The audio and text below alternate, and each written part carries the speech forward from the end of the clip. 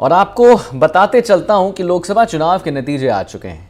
राजस्थान के 25 लोकसभा सीटों में से 14 बीजेपी ने कब्जा कर लिया है। वहीं कांग्रेस 11 सीटों पर जीत हासिल कर चुकी है, यानी बीजेपी 9 सीटों का नुकसान उसे हुआ है।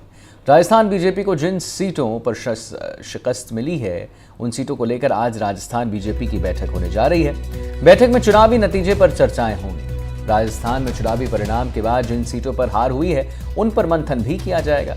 11 सीटों पर हुई हार के कारणों पर मंथन होगा।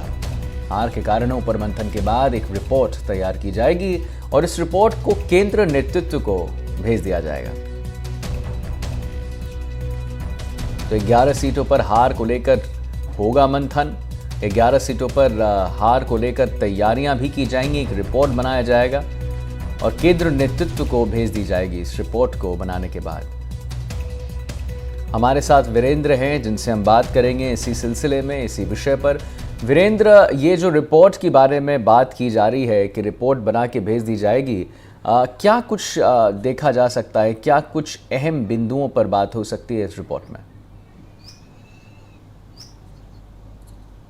देखिए आदित्य, जिस तरीके से राजस्थान की जो 25 लोकसभा सीटें हैं उन पे जो शुरुआती रुझान की बात कर लीजिए या फिर रिजल्ट की बात कर लीजिए, तो कहीं ना कहीं ये रिजल्ट है राजस्थान की 25 लोकसभा सीटों के, वो चौंकाने वाले रहे हैं। चौंकाने वाले इसलिए रहे हैं क्योंकि जिस तरीके से राजस्थान के, चाहे वो पदाधिकारी हो या फिर जो बड़े स्तर के जो नेता रहते हैं, वो हर जगह दावा कर रहे थे कि राजस्थान के अंदर एक बार फिर से बीजेपी हैट्रिक बनाएगी और 25 के 25 सीटें एक बार फिर से केंद्र सरकार बनाने में राजस्थान अपना सहयोग देगा। तो कहीं ना कहीं वो उनके दावे हैं वो धरे के धरे रह गए। लेकिन यहाँ पे जो 11 सीटें लूज हुई है, उसके अंदर आपने देखा होगा कि कई नेताओं की साख दाव पे लगी हुई, चाहे इसमें आप बात कर लीजिए राजेंद्र सिंह राठौड़ की या फिर अन्य जो वर्तमान के अंदर या फिर जो पूर्व सांसद रहे हैं, उन सांसदों की, दिग्गज नेताओं की जो साख है वो दाव पे लगी हुई थी। इसके साथ आपको एक चीज और बताना चाहूंगा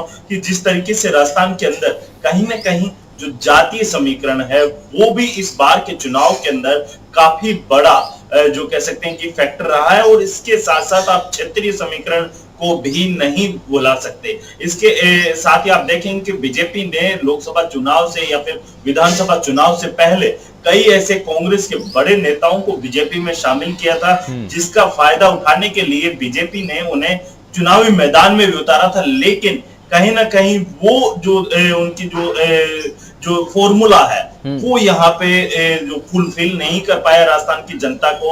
लेकिन इसके चलते जैसे आप बात कर लीजिए ज्योति मिर्धा की, जो ज्योति मिर्धा है वो जाट नेता है, और आपने देखा होगा कि नागौर जो लोकसभा सीट है वहां पे बीजेपी ने उन्हें अपना प्रत्याशी बनाया था। लेकिन विधानसभा चुनाव में भी उन्हें नागौर विधानसभा क्षेत्र से भी उन्हें यहाँ अपना प्रत्याशी बनाकर मैदान में उतारा था, लेकिन वो वहां पे भी हार गई थी। अब हनुमान बेनीवाल के सामने उन्हें एक जाट नेता के तौर पे बीजेपी ने अपना प्रत्याशी बनाकर उतारा, लेकिन वहां पे भी उन्हें शिकस्त मिली है। तो कहीं ना कहीं ये जो हार हुई है, ये बीजेपी की एक रणनीति और एक कह सकते हैं कि जो चेहरे उतारे गए थे, वो किस वजह से उतारे, क्या उनके पीछे के मायने रहे, इन तमाम पहलुओं को लेकर चर्चा की जाएगी। और साथ ही जो हार के कारण रहे, क्या वजह रही कि इतनी मेहनत के बाद में बांसवाड़ा सीट की मैं बात करूं आदित्य, तो वहां पे स्वयं प्रधानमंत्री हैं, वो रैलियां भी करते हैं, और बांसवाड़ा के जो आदिवासी इलाका है